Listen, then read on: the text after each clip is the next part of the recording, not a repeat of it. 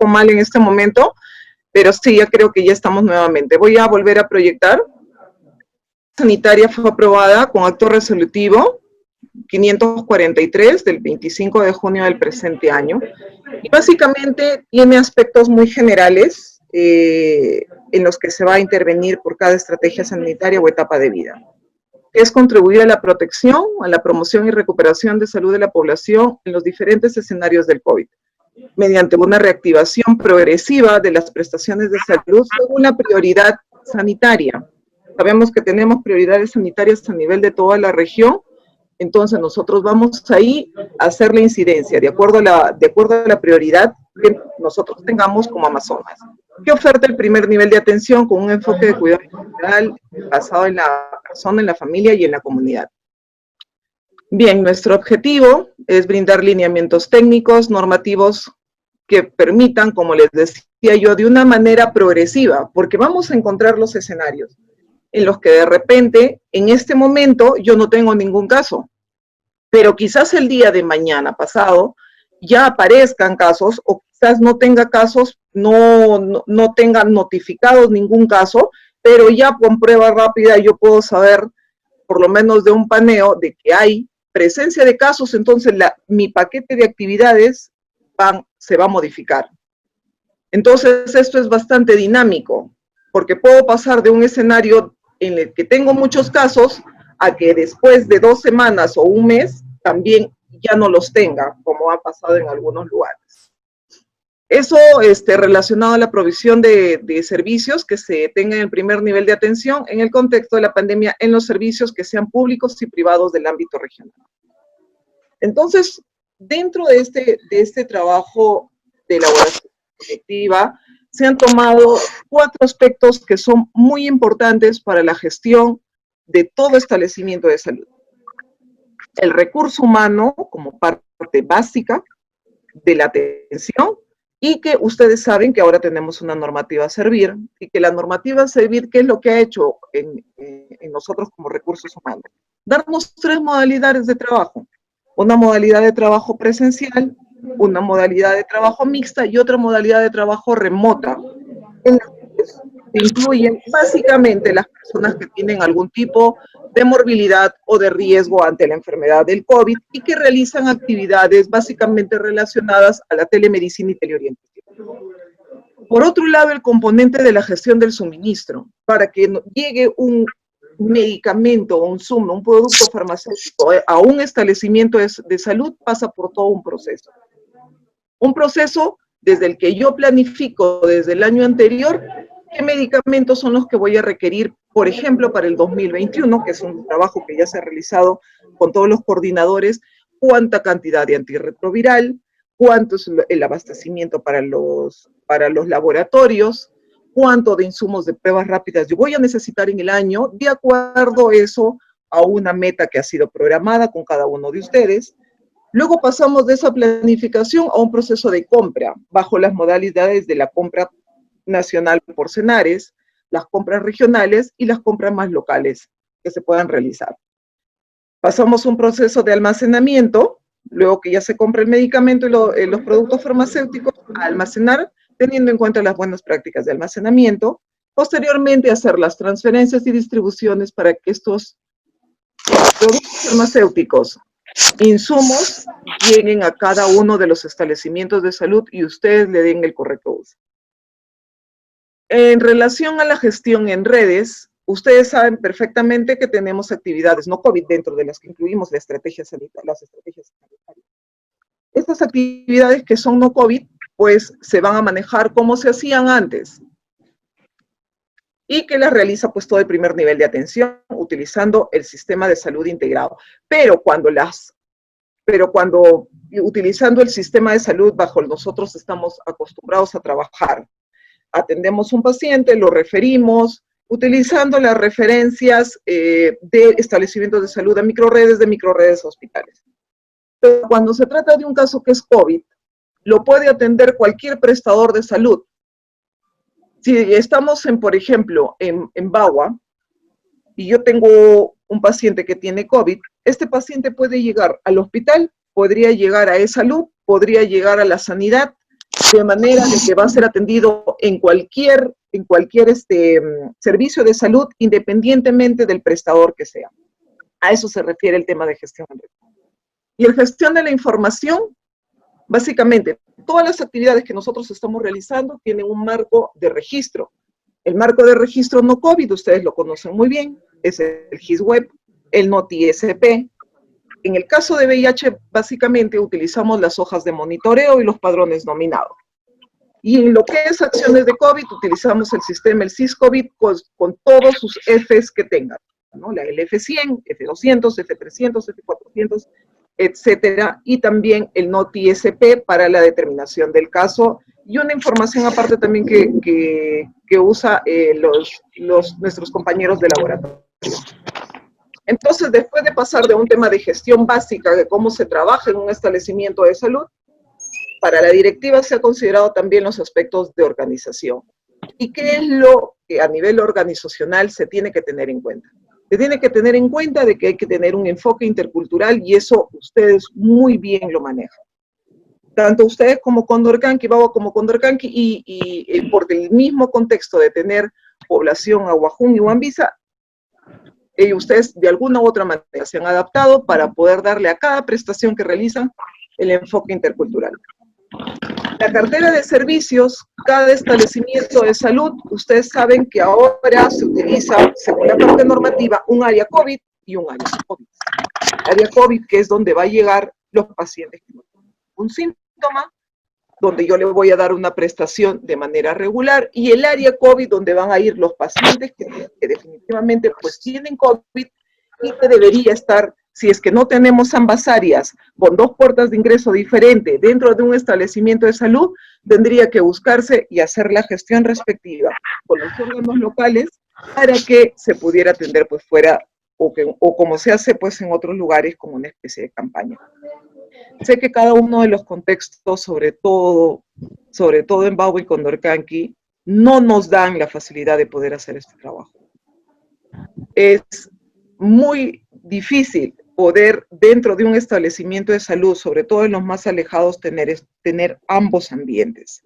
Pero sabemos de que también esto condiciona a que el apoyo del gobierno local tenga que estar en todo momento para que se pueda realizar. Porque no pensemos de que ustedes están solos trabajando, solos no podríamos hacer nada. El sector salud solo realmente algunas cosas va a poder hacer como sector, pero en este caso tendrían que buscarse aliados para que se pudieran dar estas condiciones, ambas condiciones de trabajo. En el tema de la referencia y contrarreferencia, bueno, el paciente que no es COVID, la referencia se realiza a segundo nivel por los motivos básicamente por emergencia. El motivo de consulta externa y de apoyo al diagnóstico están suspendidos, pero no restringidos en su totalidad. ¿Y qué es lo que se tiene que priorizar? La teleconsulta, el telemonitoreo y la teleorientación. Los pacientes COVID-19, moderados o graves, son los que se van a ser referidos ya guardando las medidas de bioseguridad establecidas para el traslado del paciente COVID. Entonces, tenemos ya una parte de gestión, una parte organizacional, y tenemos que ver cómo organizamos dentro de nuestro establecimiento de salud el servicio. Ya bien hablamos de las áreas, la área COVID y no COVID, y cómo vamos a programar los turnos y citas. En su mayoría, mayoritariamente tendrían que ser por vía telefónica, en el caso de que se pudiera canalizar la llamada telefónica. Y se van a aperturar dos tipos de oferta, que es la móvil y la fija. La medicina es la alternativa más segura para poder brindar la atención, sería lo ideal, pero sabemos que hay unos contextos y condiciones, como las que ustedes tienen, que no va a permitir que se pueda realizar este tipo de actividad, pero tendríamos que priorizar este tipo de atención, sobre todo en los casos de VIH. Implementación de plataformas virtuales.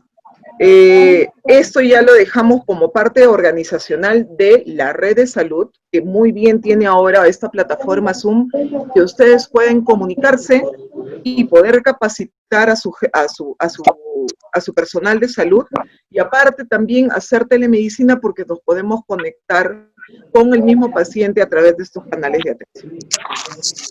Bien, pasaríamos al mapa de procesos. Esto está en la parte normativa, ya en la última norma, cuando salió la reactivación del primer nivel de atención. Se dio pues todo este flujo y este paquete de atención. Esto es básicamente para que ustedes lo conozcan.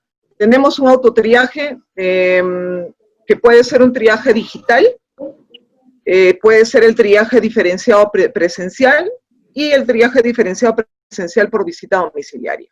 Tenemos estos tres tipos de triaje que son los que se van a hacer los pacientes que vengan por un circuito de ir a COVID. El tema del autotriaje digital pasa por una teleconsulta a través del equipo COVID y el rastreo de los contactos directos. Cuando el triaje se hace de manera presencial, pasa por la atención del equipo COVID del establecimiento de salud, asimismo cuando se realiza la visita domiciliaria. Luego, para estos casos, se toma una prueba rápida, que ustedes lo saben, por el equipo de respuesta rápida, o se puede tomar una prueba molecular. Luego de salir positivo, se le dan los medicamentos, o en el caso en los que sea mucho pues, más severo el caso, se hace la referencia del paciente con el equipo de COVID. Una vez entregado el medicamento, pasa a aislamiento domiciliario. Podría ser aislamiento cuando es el aislamiento en domicilio, va a ser seguido por el equipo de seguimiento clínico y luego se va a optar por dos opciones: el seguimiento a distancia, que se hace de manera telefónica, o el seguimiento clínico presencial.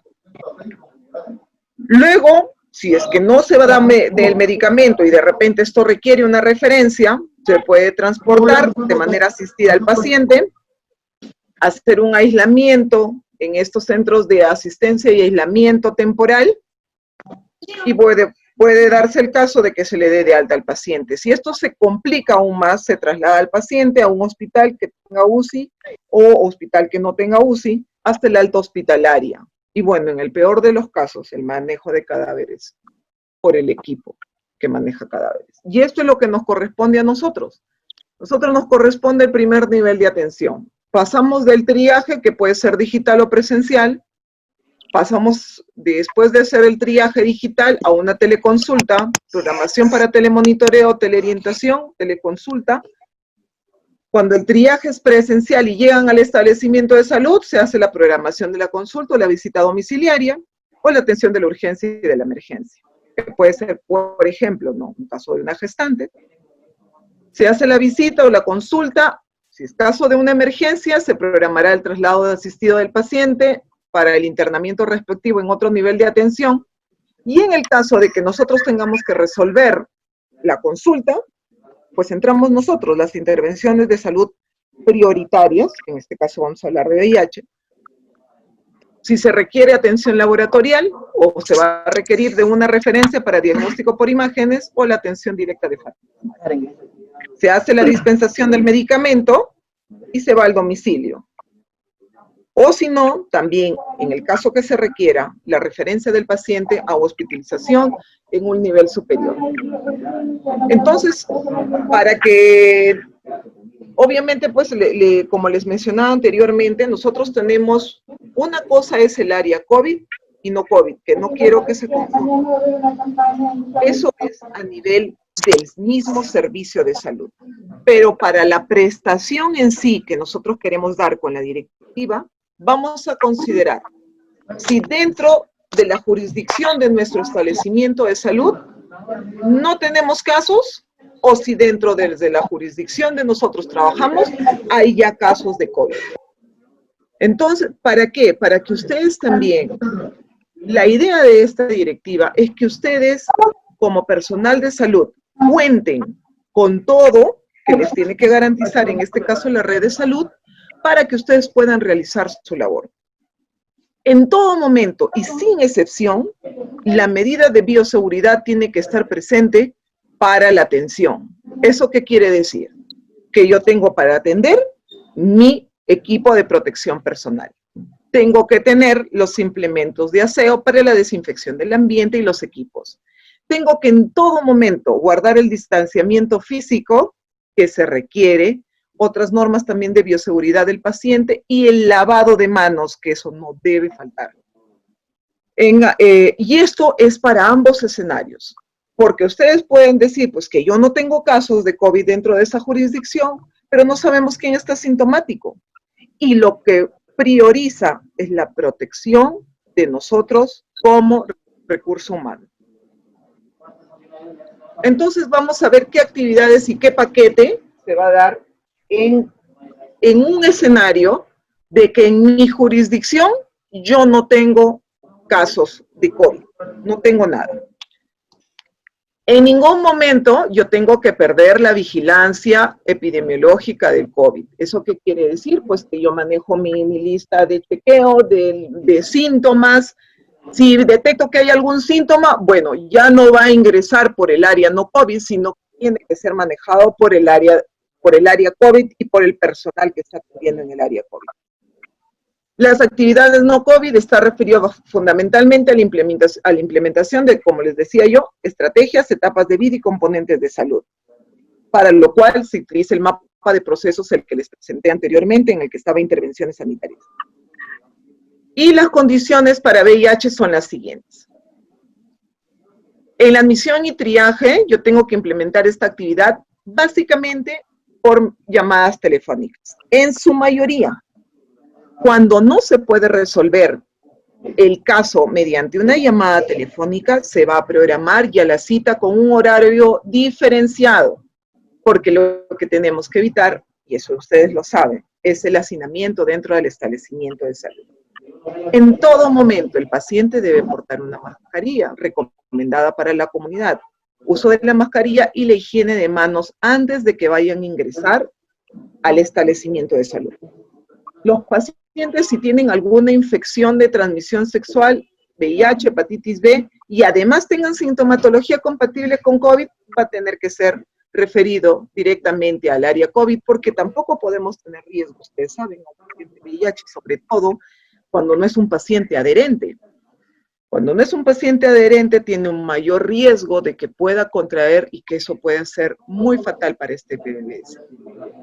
En la consulta externa, el personal encargado de brindar la consulta debe estar en todo momento el EPP, eso ya ustedes lo saben, la higiene de manos que no debe faltar, y además tienen que garantizar de que si viene con una persona o un acompañante, ellos usen mascarilla y guarden el distanciamiento físico.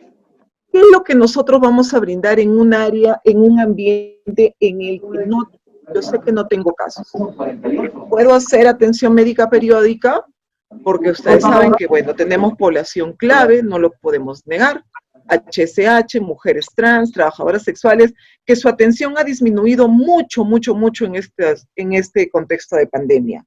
Es más, tenemos promotores educadores pares que ya no quieren ni siquiera trabajar, porque están temerosos de brindar la atención, porque tienen que estar relacionándose con su misma población, con sus pares.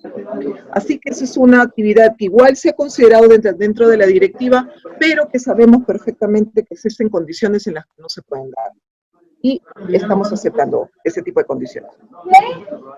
El diagnóstico y tratamiento de VIH y vinculación de casos nuevos en los centros de salud, pues eso sí es una actividad que si yo tengo pues un paciente que ya tiene algún tipo de sintomatología o ha tenido una conducta de riesgo, que es muy probable de que este paciente pueda ser diagnosticado con VIH, tengo que hacer lo posible por vincularlo, porque es muy probable de que sí pueda adquirir la enfermedad, sea mortal para esta persona. Entonces, esa actividad sí la hemos dejado como una actividad prioritaria.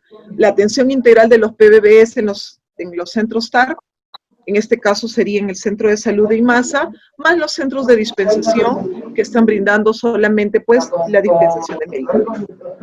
El manejo sindrómico, atención de gestantes con VIH y hepatitis B, que es nuestra prioridad, y ustedes lo saben, atención de pacientes con VIH varados y en proceso de derivación. En este caso hemos tenido los primeros meses, cuando estuvo el estado de emergencia, aproximadamente 15 pacientes quedaron varados en la región que no pudieron ser trasladados. Para ellos se les ha tenido pues que garantizar el antirretroviral, el medicamento para que ellos puedan continuar su tratamiento como una parte de derecho también.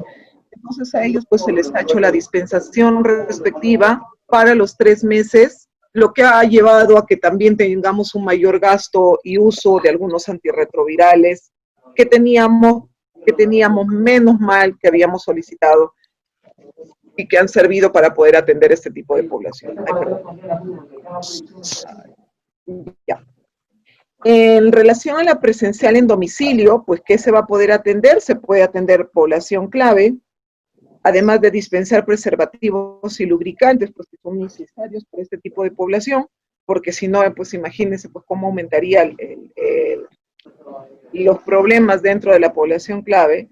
El diagnóstico de VIH y sífilis y en casos nuevos para poderles brindar tratamiento y atención para detectar otras patologías y la comorbilidad en las personas que viven con el virus del VIH-Sida. La teleconsulta como atención prioritaria se va a utilizar para detectar otras patologías si tiene alguna comorbilidad y alguna necesidad de salud. La atención de población clave para la teleconsulta y proporcionar también algún tipo de asesoría respecto al tratamiento, porque ustedes saben que hay algunos medicamentos que pueden,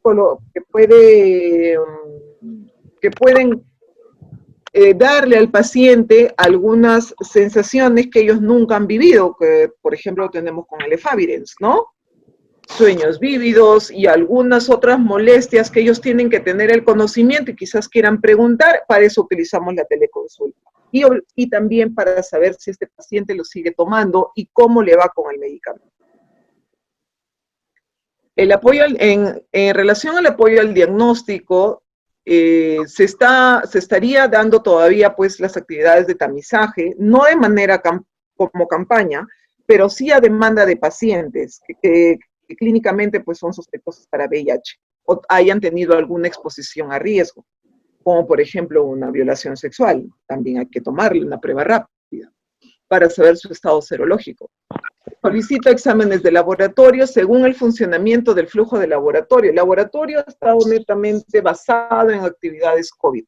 Recientemente, hace aproximadamente 3 semanas, también hemos empezado a procesar muestras de RPR y otras muestras porque nos hemos dado cuenta pues que no solamente, si bien es cierto, el COVID nos está ganando de alguna u otra manera algunas batallas. No queremos que el resto de enfermedades también lo hagan, ¿no? Entonces ha habido algunas cosas que ya han empezado a seguir funcionando y que nos han permitido utilizar también todo el marco laboratorial que tienen los laboratorios referenciales y los intermedios. Hay que mantener una comunicación directa, sobre todo a través del NetLab, que ustedes, algunos de ustedes tienen clave de acceso, y que puedan ustedes ver pues, los resultados que tienen del paciente, tanto SD4, carga viral y PCR. La dispensación del medicamento, pues se va a emitir la receta, tanto para el manejo sindrómico, ustedes conocen ya todos los síndromes, y en el caso de tratamiento para PBBS, hay que promover el uso de medicamentos a dosis fija, considerando 3 meses para su distribución. Hay que establecer la manera de 2 maneras, que puede ser la manera presencial. Yo le entrego y lo tengo, bueno, este es el señor José, yo lo tengo ya empaquetado y le entrego nada más el medicamento, obviamente teniendo la asepsia requerida, y le hago la dispensación de manera presencial o en domicilio. Cada red está asumiendo una logística diferente. Por ejemplo, para los pacientes que tenemos en Bagua, en el hospital, pero que pertenecen a la jurisdicción de Utcubamba, se les está haciendo la dispensación en el mismo Utcubamba a través de la coordinadora, que en algunos casos va a entregarle de manera domiciliaria al paciente para que esto evite el traslado y obviamente la congestión del servicio en el Hospital Gustavo Lanata. En el caso de los PBB se presenten alguna comorbilidad, pues vamos a hacer la referencia del paciente según el estadio clínico de la enfermedad. Lo más importante para esto es garantizar la adherencia.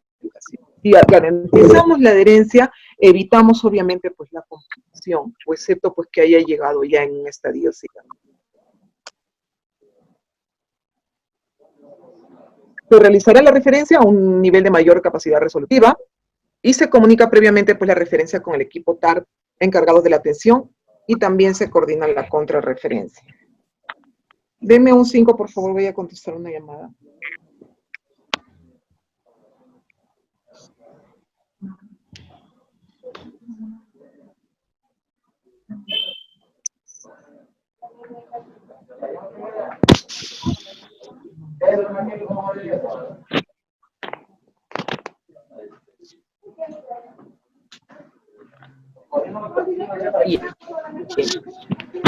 Ya, en relación a las actividades comunicacionales, a nivel ya de la Dirección de la Dirección Nacional de Prevención y Control del VIH, nos han apoyado mucho en hacer spots audiovisuales. Algunas redes también han tenido iniciativas más locales para promocionar a través de esta página de Facebook que ustedes pueden ver aquí. Están promocionados los celulares de mi persona, de licenciado Norville y la licenciada Maritza de Contercanqui, para que cualquier paciente que llegue a nuestra jurisdicción podamos garantizarles la continuidad del tratamiento antirretroviral. Hace una semana y media recibí la llamada de un paciente de Chiclayo que iba a Bagua y le hemos tenido que canalizar, bueno, la atención porque no puede haber pérdida y continuidad en el tratamiento. Entonces, estos videos son pasados a través del canal de Facebook, en el cual se publican nuestros teléfonos para que nosotros podamos apoyar en ese sentido y obviamente mejorar y darle continuidad a la adherencia del tratamiento antirretroviral. Seguimos con la gestión del suministro, que está a cargo de la Dirección de Medicamentos y obviamente pues con las distribuciones y transferencias que yo hago a través de la DIRESA a redes y hospitales y ustedes a su vez para los centros de dispensación de manera más local. El coordinador ha identificado, y esto felicito mucho porque cada coordinador que trabaja en VIH conoce mucho su jurisdicción y de alguna u otra manera ellos han ya identificado qué establecimientos de salud son dispensadores de tratamiento, lo cual ha facilitado muchísimo el acceso al tratamiento por cada uno de los PBBS que son continuadores y como les decía, nosotros tenemos que garantizar la continuidad del tratamiento antirretroviral para todos los PBBS.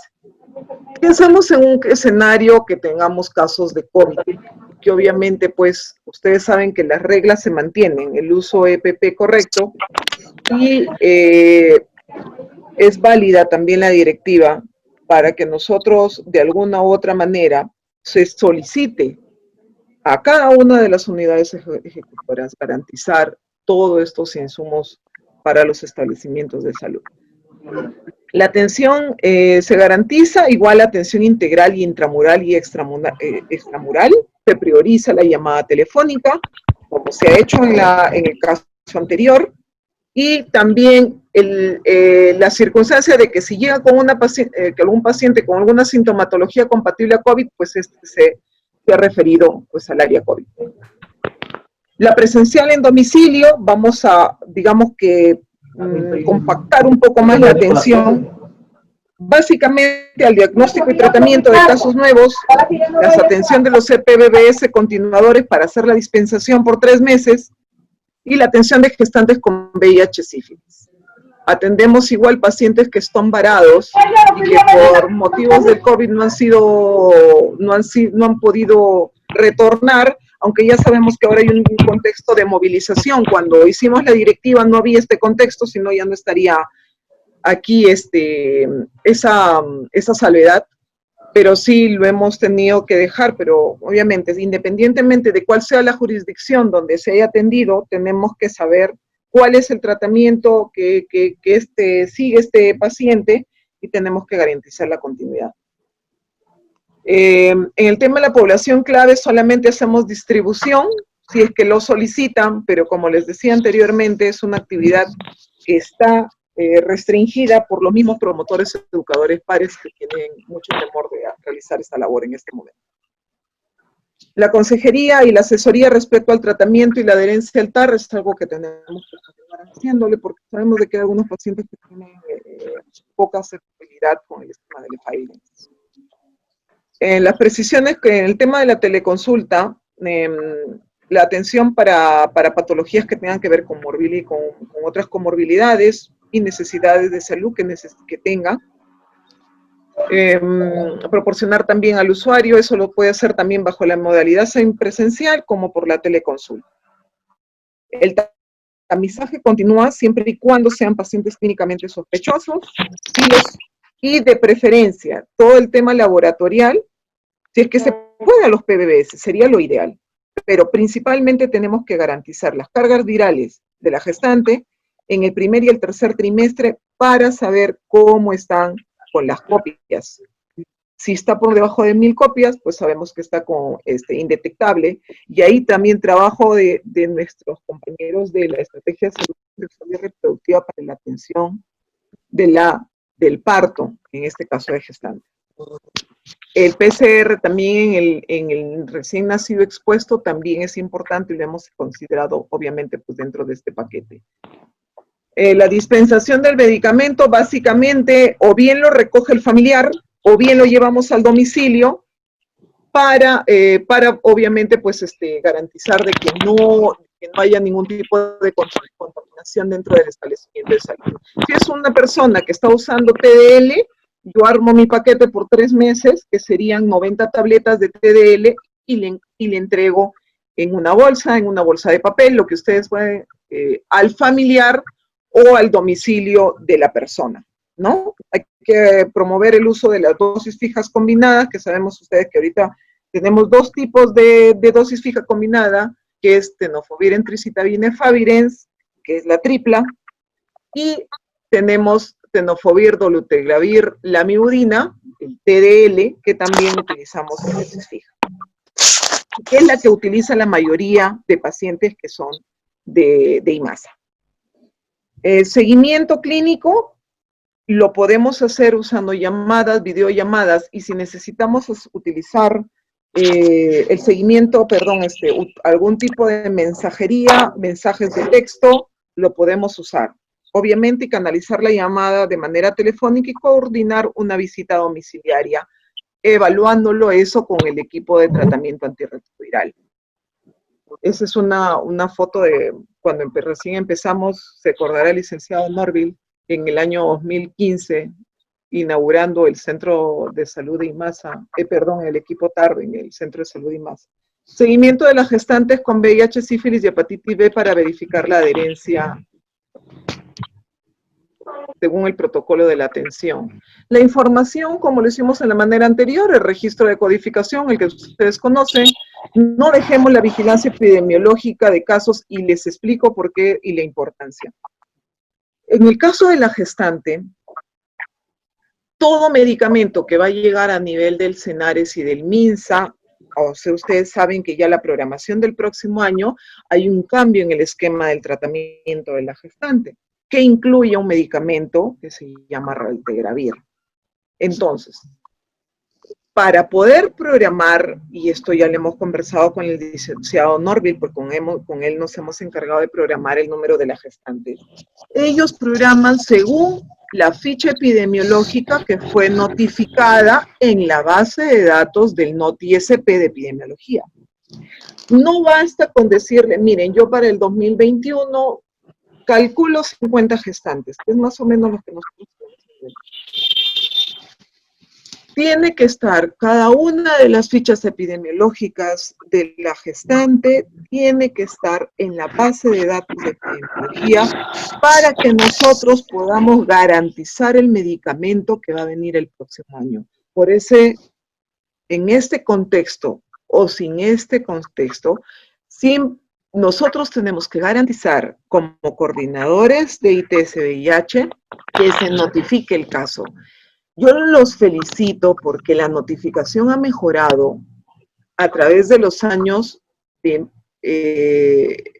haber notificado de repente, ¿qué les digo? A ver, más o menos 8 años atrás, 3 gestantes con VIH, a haber pasado casi al 90% de gestantes que son notificadas. Y eso depende mucho de cada uno de ustedes porque la notificación se hace desde el punto de la atención y esa ficha tiene que ser ingresada. Bajo esa ficha que ingresa se programa el medicamento y nosotros estaríamos garantizando de que cada una de nuestras gestantes pueda contar con el medicamento para su tratamiento. Las actividades comunicacionales tenemos que promoverla, bueno, como lo hemos visto, los spots por medios audiovisuales, promocionar nuestros teléfonos para que nos conozcan y sabemos que nos puedan contactar. En la gestión del suministro, a cargo de la Oficina de Medicamentos y la coordinación, mi persona, para poder hacer el abastecimiento de cada uno de del medicamento que va a llegar tanto a los centros de dispensación como a los centros TAR. Bien, y para finalizar, bueno, hacerles conocer, ya terminamos ahora todo lo que vamos a hacer en nuestro paquete de atención simplificado de atenciones dentro de la estrategia sanitaria de ITS, VIH y SIDA. Ahora, y esto es para conocimiento de ustedes, ya lo deben haber leído en la parte normativa, pero nunca está de más hacerles recordar. Para poder manejar el tema de COVID, se ha trabajado una parte normativa en las cuales estén basadas básicamente para poder contener la demanda para el segundo nivel de atención. El primer nivel de atención sirve de contención y realmente, quizás al inicio del contexto de la pandemia a nivel nacional, fue una mentalidad muy hospitalaria. Y esa mentalidad hospitalaria probablemente que ha sido utilizada en otros países ha sido lo que no ha ayudado quizás a manejar todo este contexto, porque no hay que ponerse una venda en los ojos para saber que el primer nivel de atención es la principal actividad y centro de contención de cualquier tipo de enfermedad y de cualquier tipo de intervención que se quiera realizar, como actividad de prevención, control y manejo temprano de cualquier enfermedad. Y por eso es que también se optó por la descentralización del tratamiento antirretroviral. Ustedes forman parte y la parte más importante para poder contener el VIH en toda la región de Amazonas, y con gusto tengo de que tanto con Norville, con los coordinadores de Condorcan, que fuimos y con IMASA, fuimos una de las primeras regiones en las que se descentralizó el tratamiento antirretroviral. Entonces, digamos que tenemos que tener eso bien sin un primer nivel de atención fortalecido, obviamente el segundo nivel va a reventar. Y eso es lo que está pasando, obviamente, en este momento. Hay que implementar diferentes tipos de oferta, la fija, la móvil y el telesalud. Hay que tener el mapeo de casos en el tema de COVID, conformación de los equipos COVID capacitados, identificar lugares críticos, albergues, asilos, hogares protegidos, cárceles, y coordinar con los responsables de estos establecimientos para enfrentar la pandemia. Y la información que tiene que ser registrada en el SIS-COVID, en el NOTI-SP y en el GIS-Web. ¿Cómo se hace para atender a los pacientes COVID? Y forma parte también de la directiva el autotriaje, el triaje diferenciado y el triaje presencial en domicilio. El autotriaje, que es, bueno, la misma persona, existen cuestionarios digitales para poder utilizar el aplicativo, y que, bueno, cada quien pues ya hace un checklist de todos los síntomas que podrían tener. En el triaje diferenciado presencial se hace dentro del establecimiento de salud y pasamos pues inmediatamente al área de COVID, caso de sospecha. En el presencial a domicilio se ve si el caso es sospechoso, siempre y cuando se disponga de los medios para realizar el autotriaje. La consulta externa, bajo 3 modalidades que fueron consideradas dentro de la directiva: la teleconsulta, la consulta presencial y la consulta en la visita domiciliaria. En la toma de muestras se hace bajo 2 modalidades, la toma de prueba rápida y la prueba molecular. Y la disposición de medicamentos, que lo puede hacer presencial a un familiar autorizado por el paciente, presencial en domicilio por parte del personal del establecimiento de salud. Hay que considerar también el aislamiento domiciliario, que es por 14 días, el aislamiento temporal, que va a ser en algún lugar, en algunos lugares han determinado locales para poder hacer ese aislamiento temporal, como hoteles u otros lugares o locales ya determinados también con algunas autoridades. La referencia del paciente en casos que sean moderados o graves, sabemos que tenemos que estar alerta porque la complicación es muy rápida para estos pacientes. y que pueden ser considerados según la cartera del servicio, UCI, u hospitalización. El seguimiento clínico, que puede hacerse bajo dos modalidades, la distancia y la presencial. La distancia, que es, utilizamos plataformas, la básica es la telefónica, y que se asigna 30 cupos para médicos y 20 cupos para otros profesionales. El monitoreo es diario por 14 días y que básicamente a veces lo hace el profesional que está bajo la modalidad remota. Y la presencial, que se realiza a través de la visita domiciliaria con un equipo de profesionales obviamente capacitado, comandado por el profesional médico y que se realiza cada 72 horas por un periodo de 14 días. Todo seguimiento clínico se hace con la coordinación de la red y la direza, siguiendo los lineamientos que ya están establecidos de la manera normativa. El alta se da después de los 14 días para los asintomáticos y en caso de moderados y graves, pues se realiza de acuerdo a la evolución clínica de cada paciente. El manejo de cadáveres, que es lo más lamentable, tener en cuenta lo establecido en las directivas de manejo de cadáveres en el contexto de COVID para las personas que fallecen dentro del establecimiento y en vía pública o fallecimientos en domicilio. Y bien, todas las actividades que están financiadas para el cumplimiento de esta directiva en todas las intervenciones sanitarias se tienen que disponer de las fuentes de financiamiento que disponga la institución para que se fortalezcan las intervenciones. Y en este sentido, hago hincapié de que el momento de que se elaboró la directiva no es para forzar la atención.